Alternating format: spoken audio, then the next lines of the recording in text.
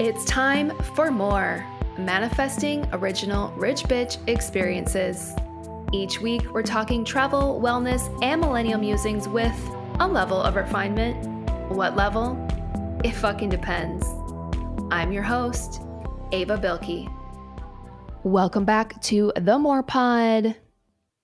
One of the things that I've been thinking a lot about lately is what it means to be a seeker. And the term seeker kind of just came into my mind one day. And I was like, this is a little bit odd, but I'm going to explore it because I think this popped up for a reason. And I think the reason why this term really came to mind and became top of mind is because I would consider myself a seeker. You know, I identify with being a heart-centered seeker, somebody who's on a constant journey of discovery, wanting to understand myself and the world around me better, and also wanting to understand what the hell I'm doing here. And, you know, there's a lot of good and there's a lot of bad that comes with having this mentality or lifestyle, even. I'm not a betting person, but I'd be willing to bet that if you listen to the More Pod, if you are a listener of this show, you too would identify with being a seeker in some way, because that's exactly what we're doing here. That's the whole point of the show. You know, I go out into the world and experience places and people and things and find things that make me feel more aligned to who I truly am and share them. And my goal in that is always to, by sharing, hope that I can help you discover something new to make you feel more aligned to who you truly are. So I love this for us. And, you know, being a heart centered seeker, it's not easy. It's not easy because we are committing to a journey of constant evolution. And there's so much reward in that. And there's also a lot of struggle that comes along with it. If I were to kind of zoom out and summarize it very quickly, I feel like 80% of the time, it's a fucking great journey. And then there's that 20% of the time where it just feels like self torture. It's like, okay, why am I choosing to go deep and do all of this therapy and trauma work and, you know, healing my inner child and going against the grain and having really fucking big dreams and goals? Like sometimes that feels like a harder path. And while I don't agree that it is necessarily a harder path, we get to choose our hard. What do we want? And, you know, I think this is coming up because right now I'm sitting in this 20% zone where I'm a little bit exhausted by myself on this journey of personal growth and being, you know, aligned to just being a seeker, being a seeker. And so I thought it would be helpful to talk about it today. You know, first and foremost, what is a seeker? And then, you know, what are the good things? What are some of the great joys that come along with identifying this way? And also, what are some of the struggles? And what are some of the things that are helpful to get through these struggles? First and foremost, I think it's important to identify what a seeker is. And there's a few different definitions here. I think in the most basic form, the 3D definition of a seeker is somebody who is literally looking or trying to get something. Okay? Like that is the most basic form of the definition. And I think that's fair, but that's not really what I'm talking about here. I think what's more applicable is the spiritual definition, which is those who follow a path of self discovery. And you can be a lifelong seeker, or this could be prompted by some sort of life changing event. I was trying to think about which party I fell into here. Has this been a lifelong journey for me, or is this something that was prompted by something specific in my life? And personally, I think I've inherently always been a spiritual seeker, whether I realized it or not. Because growing up, I was always very fascinated in understanding as much of everything that I could. Like, I'm one of those people who knows a little bit about everything. I don't know a lot about everything. I know a little bit about everything. But I think that, is just how I've been wired. And I've always wanted to know more. And earlier in my life, the path in which I acquired that knowledge, if you will, was through, traditional schooling. So going to school and then going to college and then going to grad school and then going to, get a broadcast certificate, all sorts of school. Like, school was my jam for a very long time. And I think in a way, that was sort of a symptom of my spiritual seeking. But at the time, I was doing it in a very 3D way. I was doing it in a very traditional way. And it was an external sort of seeking. And I think eventually I shifted towards more of an internal seeking, wanting to understand who I truly am, what I value, what I want, what I'm here for. So I think my journey has always been there, but it started more externally. And then at some point, it shifted to more of an internal journey. But either way, I think this definition makes a lot more sense. And to add to it, I had to create my own definition. So, not just spiritual seeking, but to be a heart centered seeker. This is my version of the definition. And this is really around desiring to become more of who you truly are and creating a life for yourself that allows you to be your most authentic self. With this, there are good and bad things that come along with being a spiritual, heart centered seeker. And this journey is wild. You know, you know this. If you are on a personal discovery journey of any type, it's a fucking wild ride, right? And it's like, when did I buy admission to this roller coaster? I don't quite remember, but here we are somehow.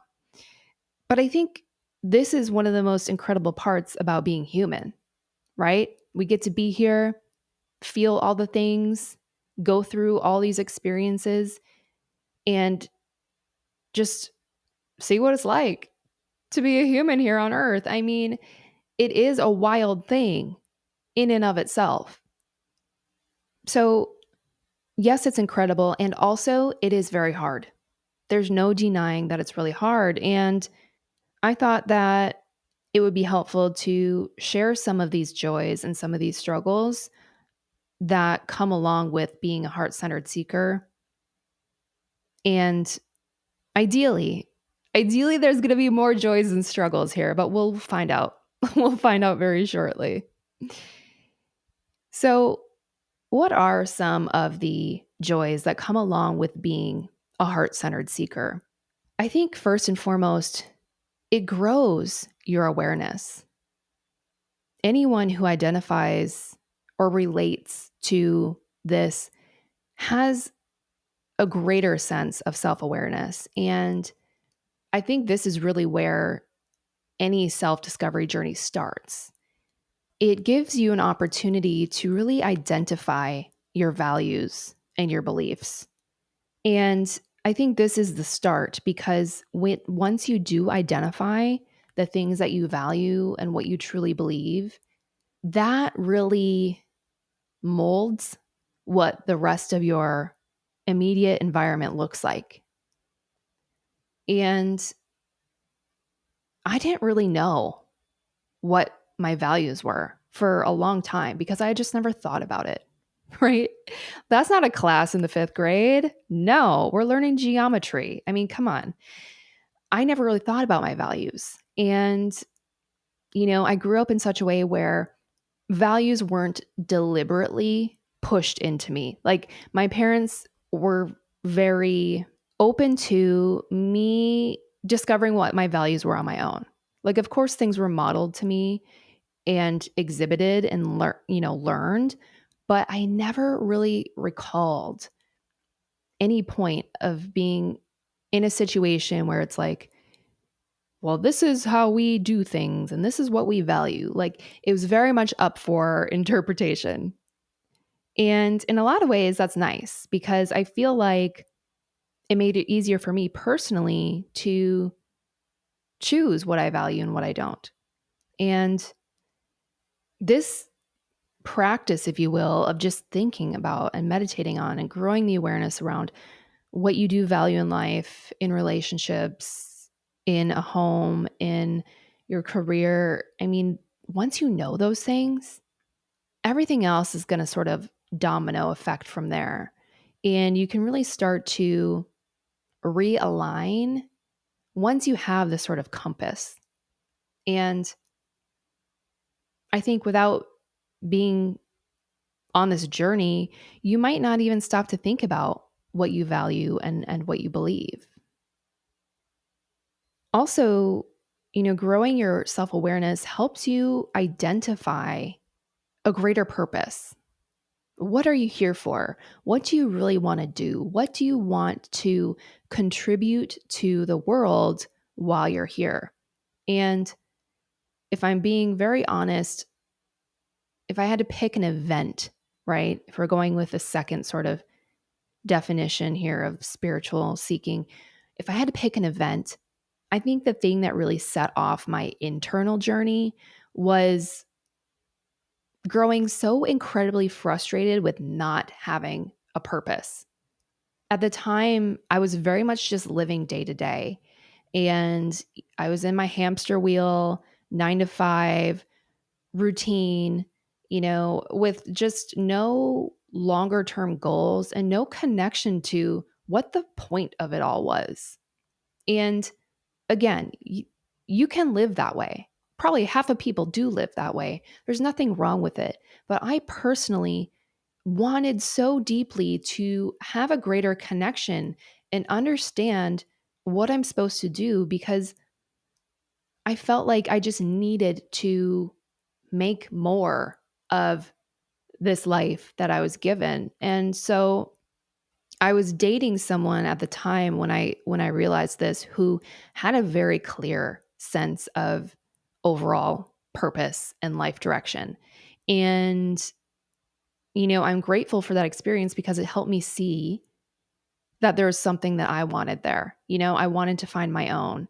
And so I opted into this life coaching program at the time that helped me get really fucking clear. If I had to pick a point in time where my journey really began, I would say it was growing so frustrated with not having a greater purpose and opting into a life coaching program that ultimately spit me out on the other side with a completely different view of life. And so many dominoes fell from there. And so, that defining of values and purpose and life direction is one of the really incredible pieces of being a heart centered seeker because you are setting out to define that for yourself. And having that compass allows you to then take those more meaningful steps that you're really craving. Another great joy of being a heart centered seeker is that it improves your relationships. And this is one of those dominoes that falls after you really figure out what your values are. Naturally, your relationships, family, friends, coworkers, significant others, insignificant others, they're all going to be impacted because once you have this new view of what the hell you're up to and where you're going, it magnifies everything that needs to go. So anything relationship wise that isn't serving you is going to just fall off. Whether it's an intentional fall off or just happens to fall away naturally, once you identify those values and determine, how you value yourself and how you expect to be valued by others, anyone in your life, in any aspect of your life that does not align to those values will fall away. And so it's really great to improve your relationships through weeding out the toxic. Bye, bye, girl. And making space for really aligned relationships that are built on shared values of some sort, shared goals, shared direction in life, and help you become that highest version of yourself and ultimately help you reach your destination, that purpose, that fulfillment that you're seeking. So, this is a really beautiful thing.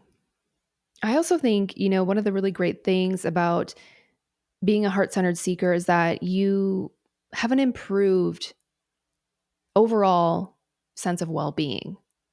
Like your life just gets exponentially better. It's really a healed, whole, healthy approach to living.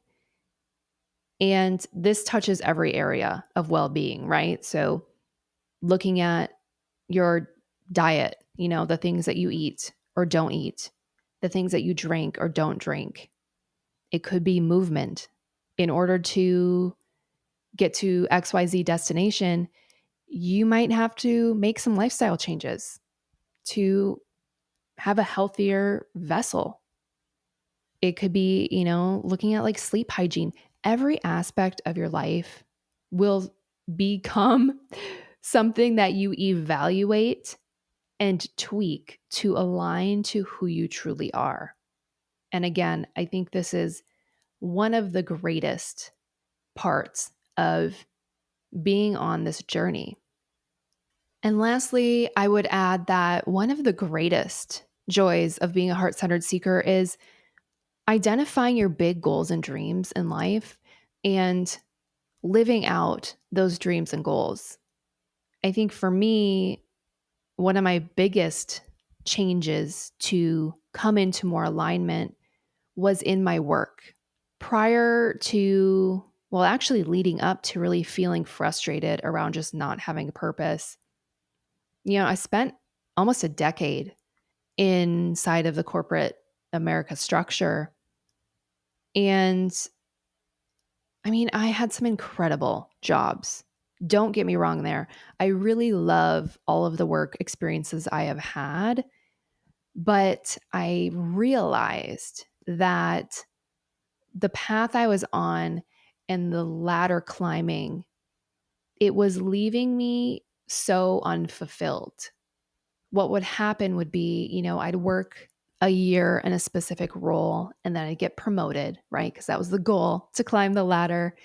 And the promotion, whether it was a job change of responsibilities or a title or a salary change, it was all great and super exciting for 24 hours.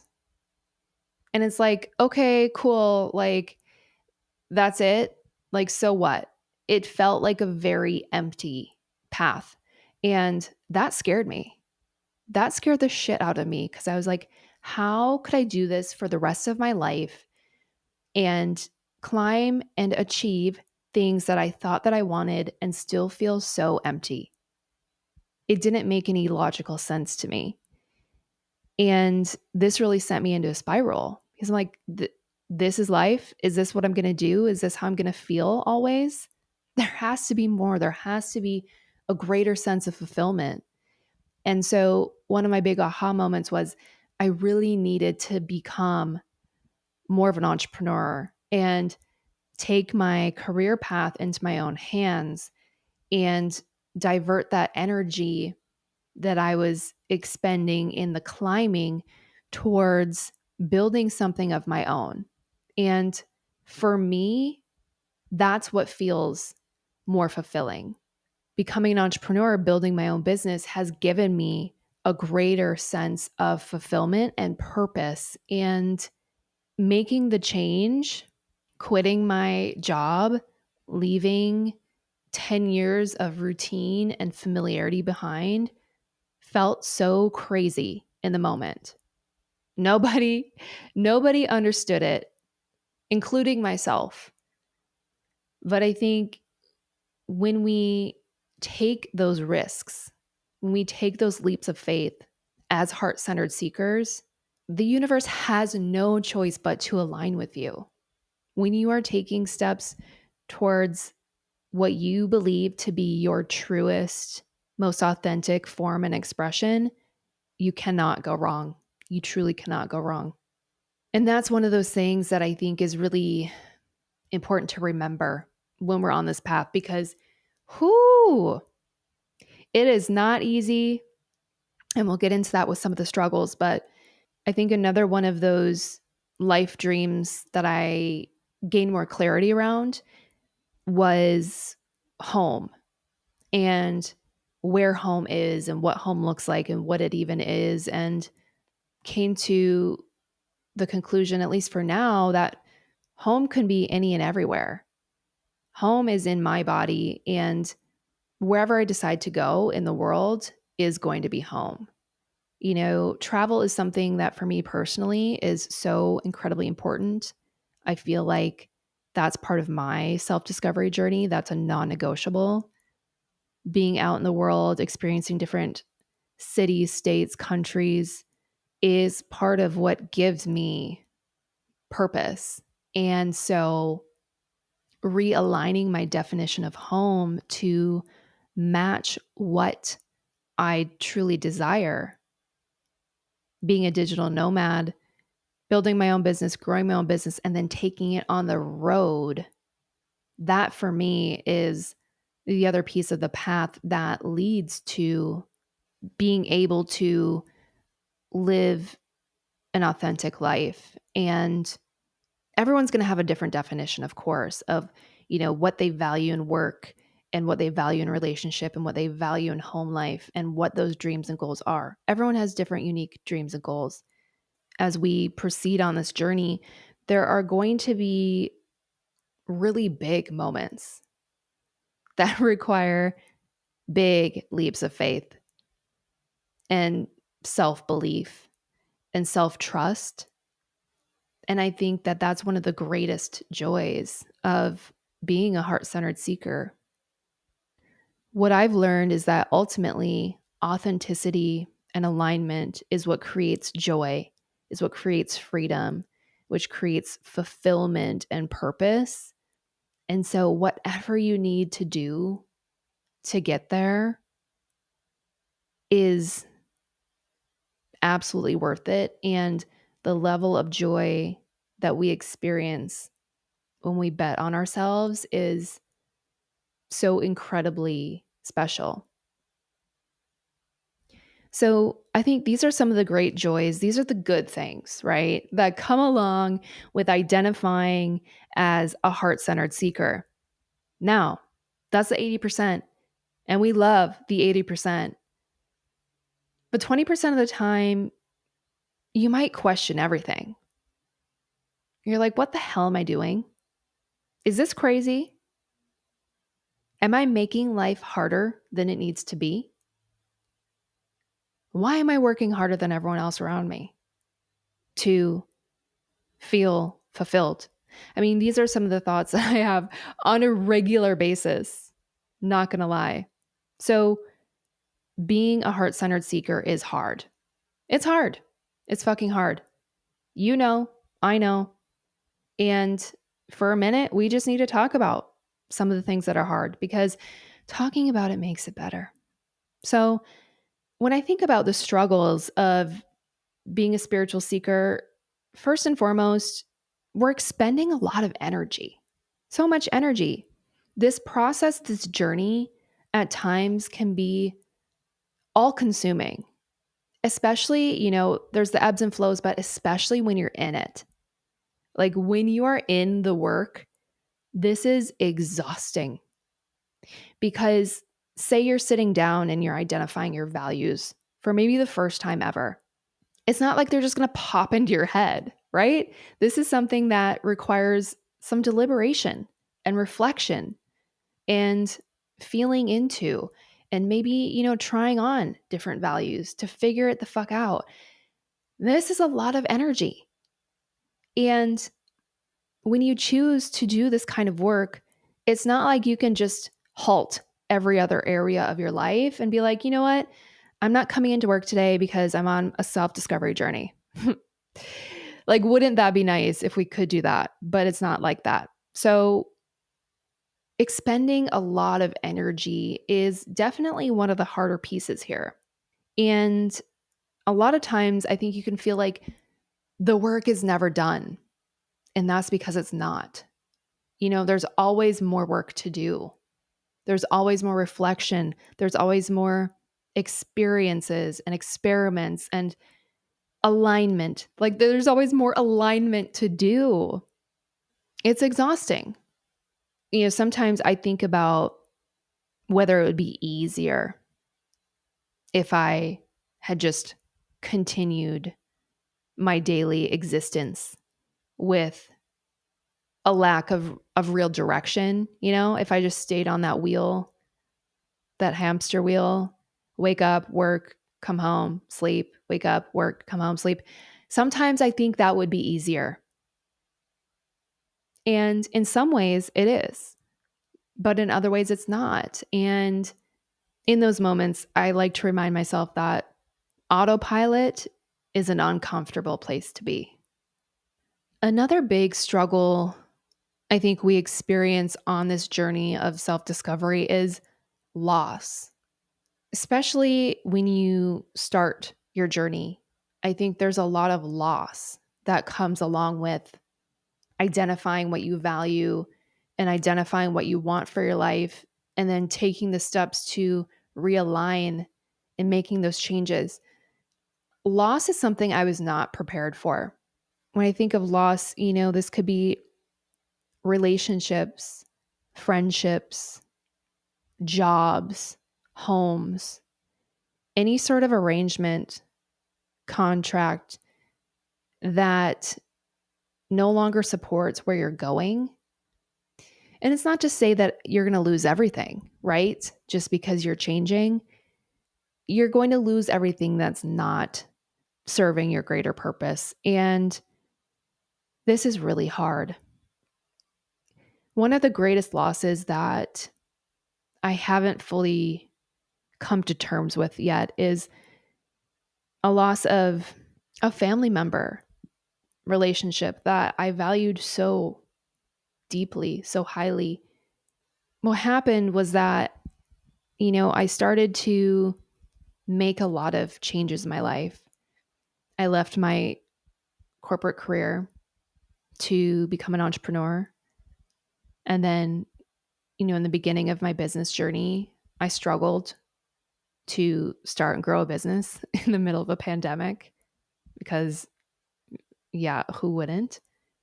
And then I layered on some of the lifestyle changes that I was making in terms of not being in my permanent home, traveling more, being away. Each of these changes that I was making that for me were so exciting.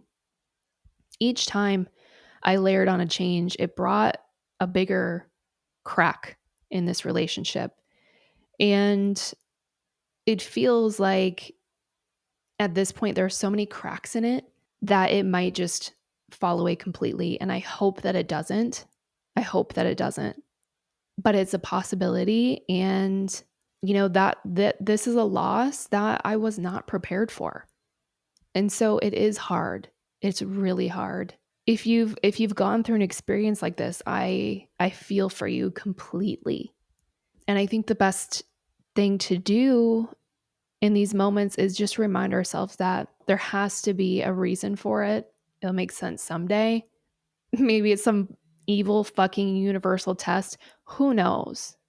I would like to believe that the loss that I experience or that you experience or that we experience when we are on this journey of self discovery needs to happen for some reason. And that's hard. Moving forward, I think the next struggle that spiritual seekers can experience and encounter is always wanting more, and somehow as a result, feeling a little bit unsatisfied or unclear about what is enough. Really, it's the question of like, when does the seeking end? Does it end? Does it ever end? Are we always going to be wanting to desire more, have more, experience more, feel more, learn more? Like, where does it end? Truly, I don't know. And I think a hard truth is, I've caught myself mentioning it a few times now. It's like destination, destination, once you get the thing or go to the place or fulfill the dream. But the truth is, there is no destination. There's only a journey. There's only a journey. And sometimes I think that can feel overwhelming. And it's a cause for really redefining in our hearts and minds, like what it means to have a goal and work towards something and achieve it, and being comfortable with the journey. Like the journey is the goal, and somehow coming to terms with the fact that enjoying the moments along the journey is going to probably be the best way to feel fulfilled. This one for me is why I'm feeling like I'm in this 20% of just self torture mode right now. And wanting more for yourself there's nothing wrong with it. Like my whole life motto is more, okay? More is motherfucking more. However, I do realize that if you are a seeker, if you do desire more, naturally, this state is future oriented. And there's nothing wrong with being future oriented. However, when we get so caught up in being future oriented, we're pulled out of the present moment. And that's where I think the struggle comes in. And so being able to recognize that and somehow reconcile needing to be present and doing our best to pull ourselves back into the present moment is the only way to really offset that part of the struggle here of wanting more, of being so future oriented, needing to just appreciate the present moment and everything we already have, right? Because ourselves a year ago wanted exactly what we have now. You have to find presence in order to enjoy any part of this journey that you're on.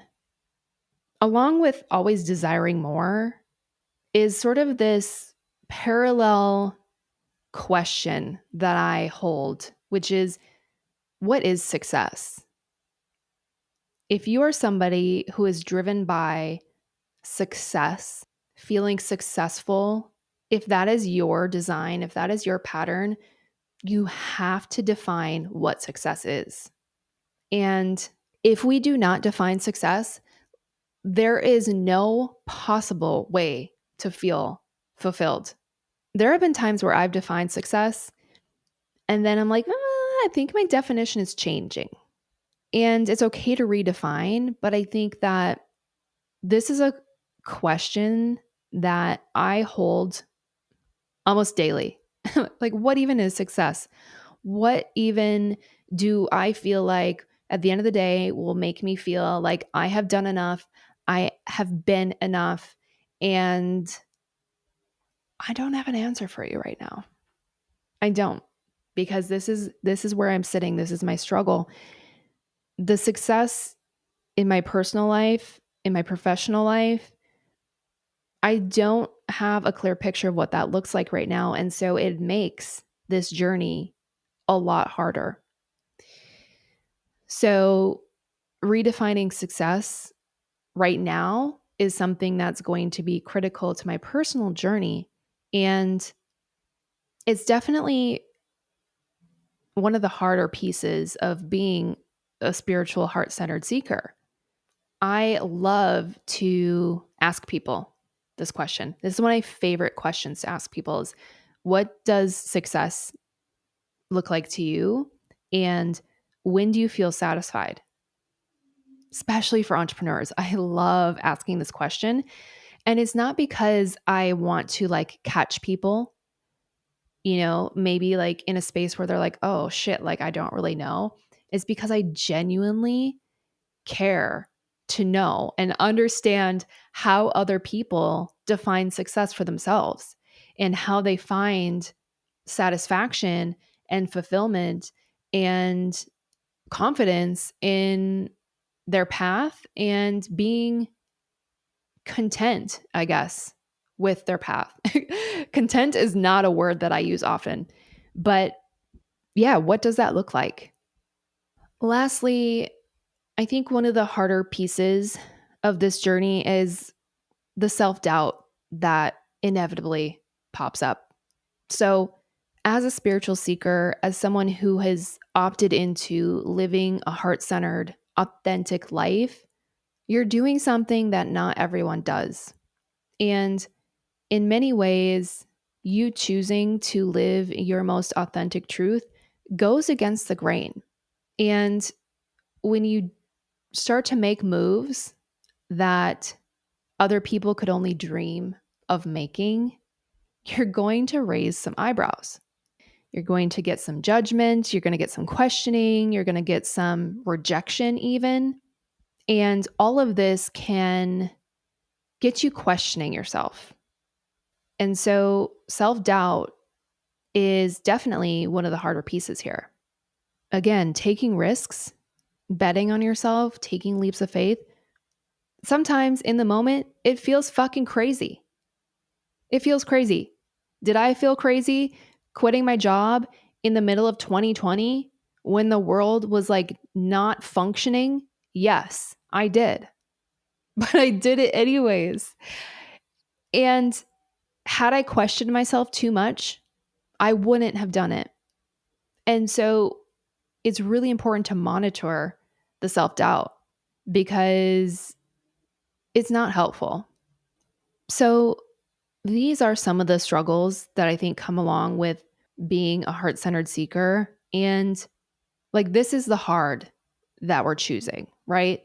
This is the hard that we're choosing to experience that 80%, the pure joy that comes with living a life this way.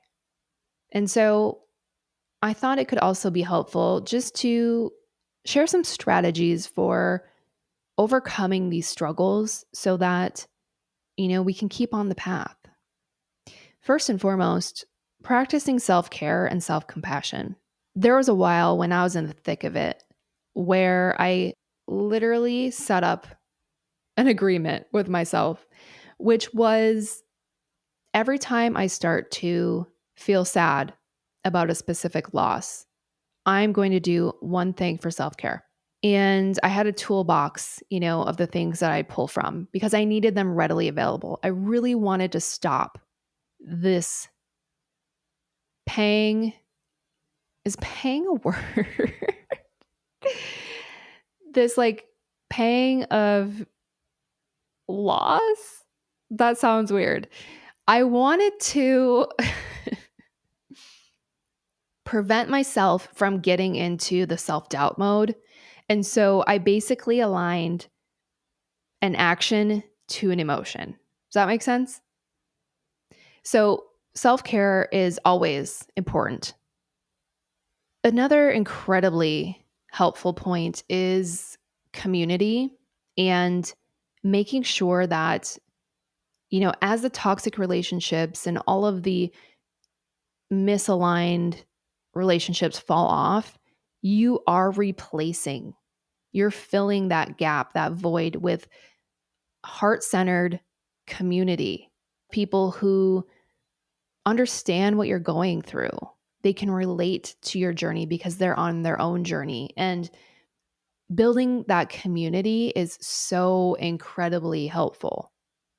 One small example is when I left my corporate career, I felt like I couldn't relate to the coworkers I had in that space anymore because my reality was so significantly different. Like I couldn't even relate to like the memes and the jokes that I used to find like really hit home because home changed. And so if you're becoming an entrepreneur, building a community of fellow entrepreneurs is so incredibly supportive.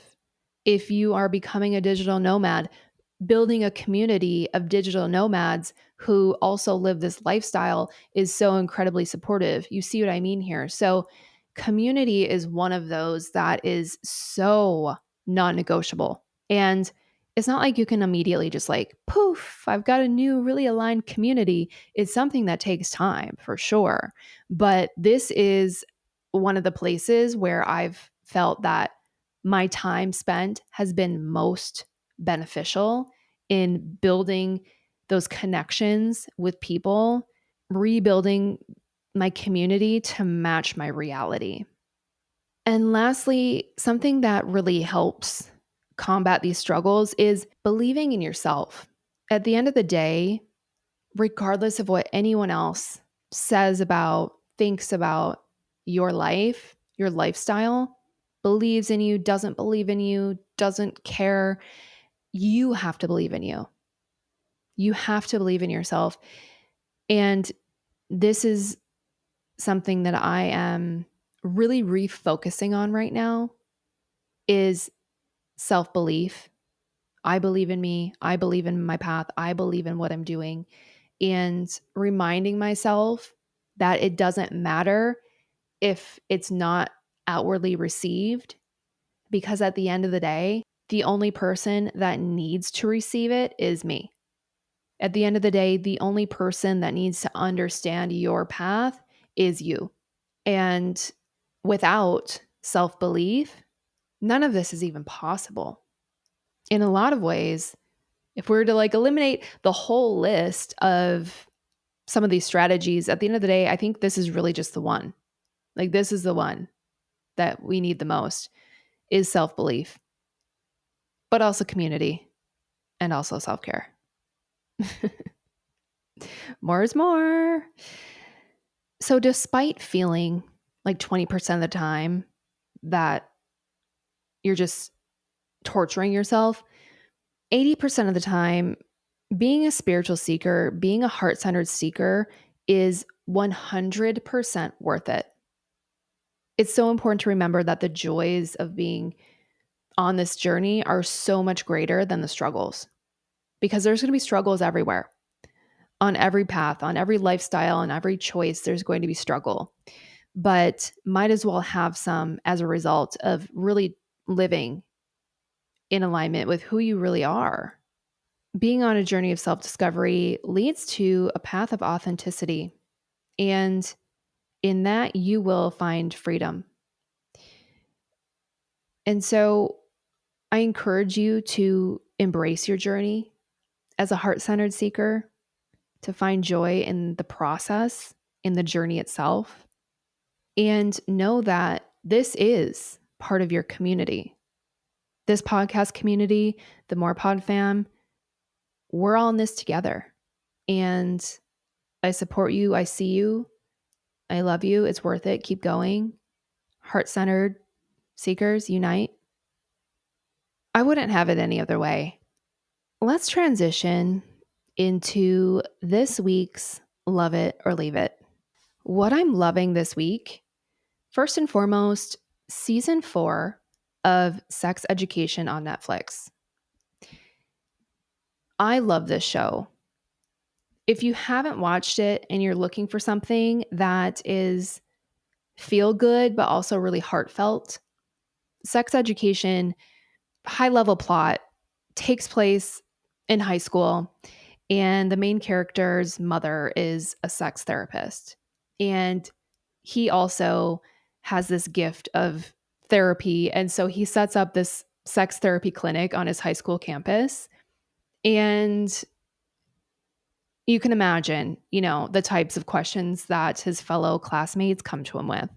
But the show really explores all of the really unique relationships and experiences that high schoolers have, and it doesn't shy away from anything.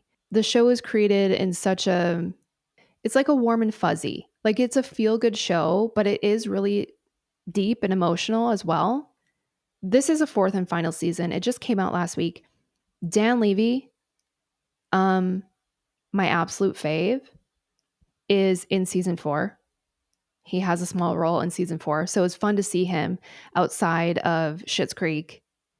But the show's over and it was so sweet and I loved it. So if you're looking for something on Netflix, we're approaching sweater season, we're approaching binge watch season.